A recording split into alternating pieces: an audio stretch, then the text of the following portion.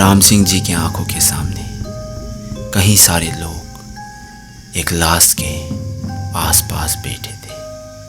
अब इस मंजर को देखते ही राम सिंह जी बखूबी समझ गए थे कि अब उन्हें एक साथ कई सारे बुरी आत्माएं दिखाई दे रहे हैं। और अब कई देर बीतने के बाद भी राम सिंह जी को वो लोग वहीं पे खड़े दिखाई दिया, लेकिन ना तो वो लोग एक दूसरे से बातें कर रहे थे और ना ही हिल रहे थे। बस वो लोग उसी जगह पे सीधे खड़े थे।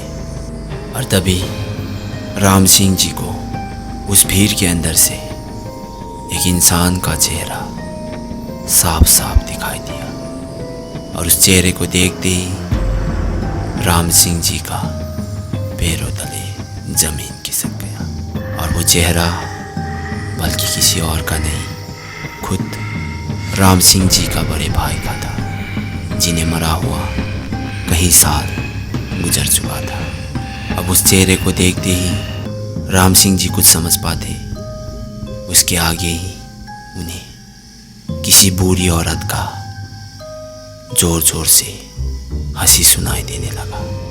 अब वो हंसी पूरी जंगल में गूंज रहा था।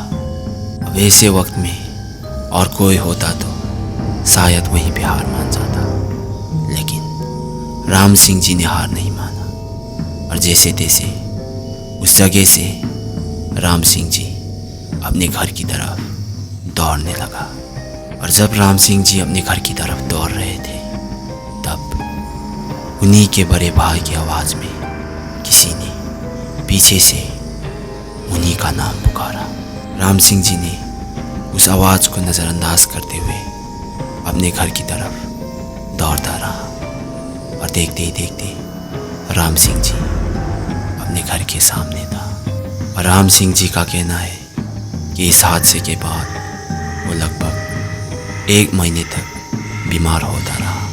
और कहीं पूजा पाठ करने के बाद राम सिंह जी ठीक तो हो गया, लेकिन उस दिन के बाद राम सिंह जी रात के वक्त अकेले बाहर निकलने से बेहद ही डरने लगे।